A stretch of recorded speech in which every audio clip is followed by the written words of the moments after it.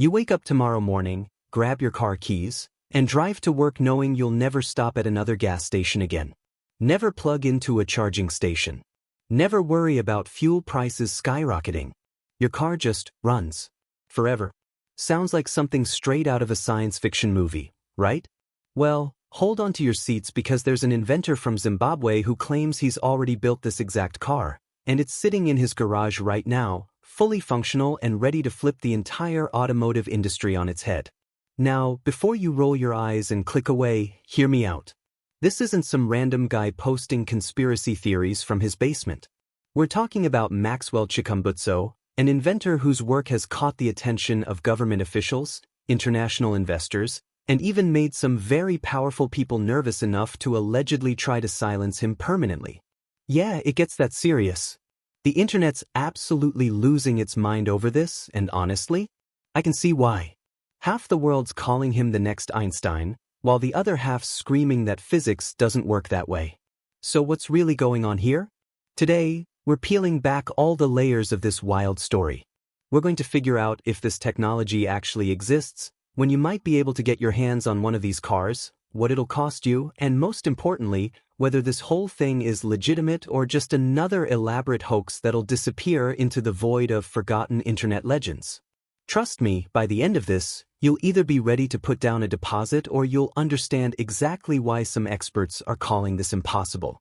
Either way, you're in for one hell of a ride. Let me paint you the full picture here. Chikumbutso claims he's developed what he calls a microsonic energy device. Fancy name, right? But here's what it supposedly does. It harvests radio frequencies from the air around us and converts them into usable electricity. Think about that for a moment. Radio waves are everywhere, passing through your body right now as you're watching this. Television signals, cell phone towers, Wi-Fi routers, they're all pumping out these invisible waves constantly.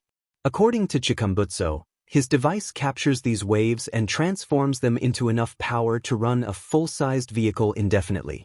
The car he's built isn't some dinky little golf cart either. We're talking about a legitimate vehicle that supposedly hits 220 kilometers per hour, goes from 0 to 100 in about 2 seconds in sport mode, and packs around 250 horsepower. Oh, and get this, when you park it at home, you can plug your house into the car and power your entire home. The car becomes a mobile power plant generating 15 kilowatts of electricity. Imagine that. Your vehicle not only drives you around but also keeps your lights on and your refrigerator running. It weighs about 1,450 kilograms, which is actually lighter than most comparable SUVs, meaning better performance and handling. But here's where things get really interesting and slightly concerning. When Chikumbutso tried to patent this technology, the patent offices basically told him to take a hike. Because they said his invention violates the fundamental laws of physics, specifically the law of conservation of energy and thermodynamics. You can't create energy from nothing, they said.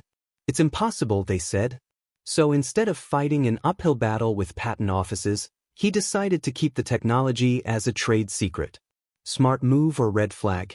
You decide. The timeline question is what everyone's asking, and honestly, it's complicated. This isn't like waiting for the next iPhone where you know Apple's dropping something every September. We're talking about technology that, if real, would essentially make every gas station on the planet obsolete overnight. That's not something you rush to market without making absolutely sure everything's perfect. From what I've been able to piece together, they're already in what they call the commissioning stage. That's industry speak for, we're building them but not quite ready for mass production yet. Here's what makes this timeline particularly interesting though. Chikumbutso mentioned in recent interviews that buyers from South Africa have already placed orders for 3,000 units, while Zambian buyers want 20,000. Those aren't small numbers, folks. That's serious production volume we're talking about. There's also mention of Swiss investors who've apparently bought one of the cars and a motorcycle to take back for testing. If these numbers are real, we're not looking at some distant future possibility. This could be happening right now, behind closed doors, away from public scrutiny. But let's be real here for a second. Even if everything checks out technically, bringing a product like this to market isn't just about building the cars. You need safety certifications, road approvals, insurance companies on board, service centers, parts suppliers, and about a million other things that make launching a new car brand incredibly complex. Remember, even established companies with billions in funding take years to bring new electric vehicles to market. So while Chikumbutso might have working prototypes, getting them into your driveway is a whole different ballgame. Now, where would you even buy one of these things if they become available? Don't expect to stroll into your local dealership anytime soon. This is completely uncharted territory. We're more likely looking at a direct-to-consumer model, probably starting with online orders and very limited initial production runs. Think about how Tesla started, selling directly to customers and bypassing traditional dealerships entirely. Except this would be even more exclusive initially because we're talking about technology that literally nobody else has. And this brings me to a crucial warning I need to give you all. The moment something like this generates buzz, scammers come crawling out of the woodwork faster than roaches when you turn on the kitchen light. I guarantee you that fake websites are already popping up claiming to take pre-orders for these vehicles. Do not, and I mean do not, send money to anyone claiming to sell you a Chikumbutso car unless it comes directly from official channels. Wait for announcements from Seth Technologies, which is Chikumbutso's company, or verified government sources from Zimbabwe. The last thing you want is to lose your hard-earned money to some scammer in who knows where pretending to sell you a revolutionary car. Speaking of money, let's talk numbers. How much would something like this cost? While there's no official price tag yet, Chikumbutso has been pretty vocal about wanting to make this technology accessible to regular people, not just millionaires. He's not trying to create the next Lamborghini here. His vision is about transforming transportation for everyone, especially in developing nations where fuel costs can be crippling for the average family. If I had to guess, and this is pure speculation based on his statements and mission, we're probably looking at pricing comparable to mid-range electric vehicles currently available. Maybe somewhere in the $30,000 to $50,000 range? But honestly, even if it cost as much as a luxury car, think about never paying for fuel again. The math might actually work out in your favor pretty quickly. What really caught my attention is who's backing this whole operation. It's not some shadowy group of investors or questionable crowdfunding campaign. The Zimbabwean government itself has thrown its weight behind Chikumbutso. They've given him land to build research facilities, publicly endorsed his work, and the president personally invited him back to Zimbabwe after his stint in the United States. That's not something governments do lightly. They've staked their reputation on this guy's inventions. And speaking of his time in the United States, this is where the story takes a seriously dark turn. Chikumbutso claims that while he was in Silicon Valley trying to get his technology recognized, he and his business partner were poisoned. His partner didn't make it. Died in January 2017. Chikumbutso survived, and he's pretty convinced it was because his technology threatened some very powerful interests in the oil and automotive industries. Now, I'm not saying I believe or disbelieve this claim, but if you're threatening a trillion-dollar industry with obsolescence, it wouldn't be the first time someone tried to make an inventor disappear. History's full of similar stories, some confirmed, others remaining mysteries. But wait, there's more. The car isn't even Chikumbutso's only trick. He's also developed what he claims is a self-powering generator that could provide electricity to homes and businesses without any fuel source. Imagine the implications for rural areas, developing nations, disaster zones. Places where getting reliable electricity is either impossible or incredibly expensive. If this generator works as advertised, it could literally bring power to billions of people currently living without it. He's also created an electric motorcycle using the same technology, because apparently, why stop at cars when you can revolutionize all transportation? Now, let's address what all the skeptics are saying because trust me, there are plenty of them. The biggest criticism is that this technology violates the law of conservation of energy. For those who slept through physics class, this law basically says you can't create energy out of nothing. Energy has to come from somewhere, and it can only be converted from one form to another, never created or destroyed. Radio waves do contain energy, that's true, but the amount of energy in ambient radio frequencies is absolutely tiny. We're talking about nanovolts, which is basically nothing in practical terms. Critics argue there's simply no way to harvest enough energy from radio waves to power something as energy-hungry as a car. The scientific community is also frustrated by the lack of peer-reviewed studies or independent verification. Science works on reproducibility. If you claim to have invented something revolutionary, other scientists need to be able to test it, verify it, and reproduce your results. So far, Chikumbutso hasn't submitted his work for this kind of rigorous scientific scrutiny. He's done demonstrations for media and government officials, sure, but that's not the same as having independent laboratories confirm your technology works as claimed. Some experts have suggested that what Chikumbutso might actually have is an extremely efficient battery system or some form of energy storage that he's misrepresenting as energy generation. Maybe the car does run for a very long time without charging, but it's slowly depleting some form of stored energy rather than generating new energy from radio waves. Without independent testing, it's impossible to know for sure. But here's my thing: what if he's right? What if there's something about energy harvesting that we've missed? Science history is littered with examples of established experts dismissing revolutionary ideas as impossible. They laughed at the Wright brothers. They said rockets couldn't work in the vacuum of space. They insisted heavier-than-air flight was impossible. Sometimes, just sometimes, someone comes along who sees something everyone else missed. Let's play out the scenario where this technology is 100% legitimate. The implications would be absolutely staggering. First off, the oil industry would face an existential crisis. We're talking about companies worth trillions of dollars suddenly seeing their main product become worthless. Gas stations would become obsolete relics, like phone booths or video rental stores. The geopolitical implications alone would reshape the world order. Countries whose entire economies depend on oil exports would need to completely reimagine their futures. The automotive industry would undergo the most radical transformation in its history. Every car manufacturer would need to either license this technology or develop their own version immediately or face extinction. Electric vehicle charging infrastructure, which governments and companies are spending billions to build right now, would become pointless before it's even fully deployed. All those Tesla superchargers? Useless. The massive investments in battery technology? Suddenly irrelevant. Power companies would see their entire business model evaporate. Why would anyone pay for electricity from the grid when their car can power their house? The job losses would be massive initially, but think about the new opportunities. Entire industries would spring up around this new technology. New types of engineers, technicians, and specialists would be needed. It would be like the Industrial Revolution all over again. Environmental impact? Game-changing doesn't even begin to cover it.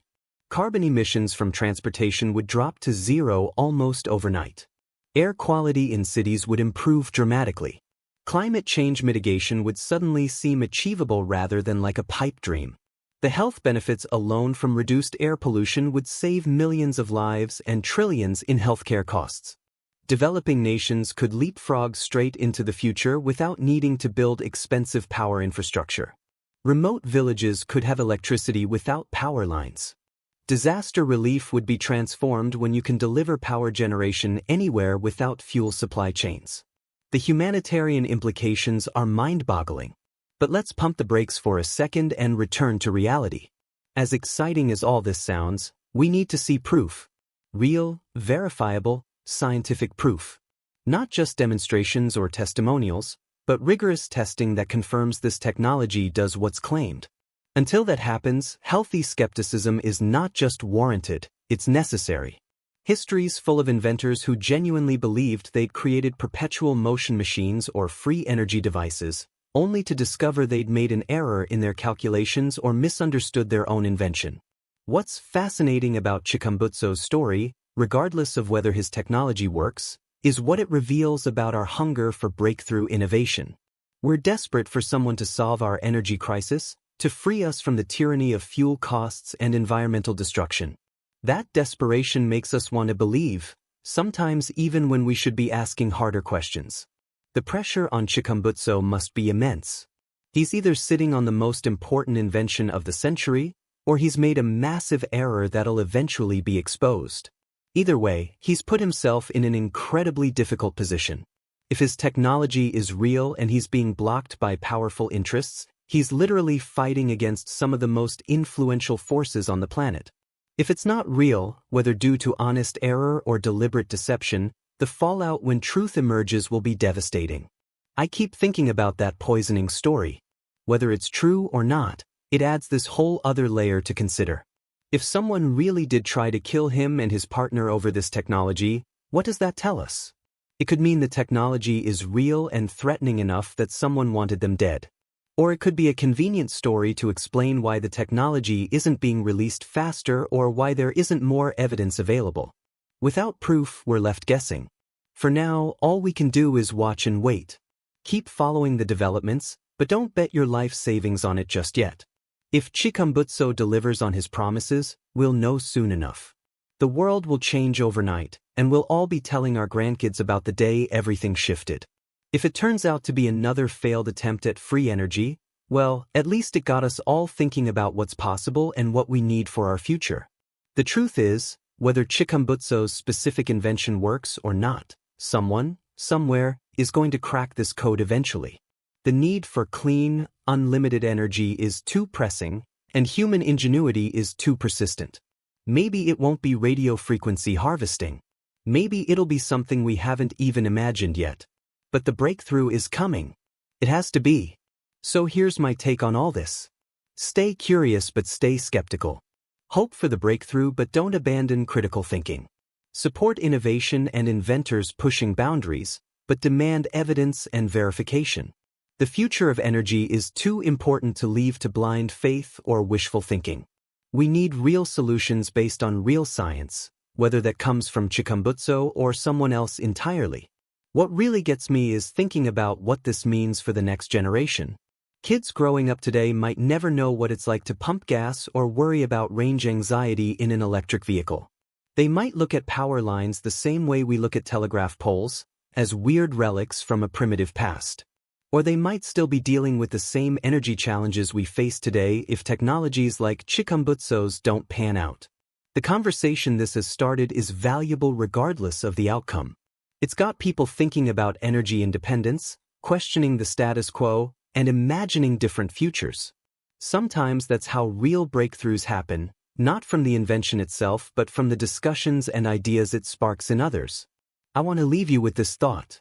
We're living in an age where information spreads faster than verification. Stories like Chikumbutso's can go viral worldwide before anyone's had a chance to properly test or confirm anything. That's both exciting and dangerous. It means revolutionary ideas can gain support quickly, but it also means false hope can spread just as fast. So what's your take on all this? Are you ready to believe we're on the verge of unlimited free energy? Or does your skeptic alarm ring louder than a fire station at full alert? Would you put money down for one of these cars today if you could, or would you wait for more proof? And here's the real question. If this technology is real, why do you think it's taking so long to reach the market? Is it technical challenges, regulatory hurdles, or something more sinister? Drop your thoughts in the comments below. I genuinely want to know what you all think because this is one of those stories where the collective wisdom of everyone watching might actually piece together parts of the puzzle none of us can see individually. And hey, if you found this deep dive interesting, if it got your brain churning even a little bit, hit that subscribe button and ring that notification bell. Because whether Chikumbutso's invention changes the world or fizzles out, you know there's going to be more wild stories like this to explore, more boundaries to push, and more impossible dreams to examine. Until next time, keep questioning everything, stay curious, and remember, today's impossible is tomorrow's ordinary. Peace out.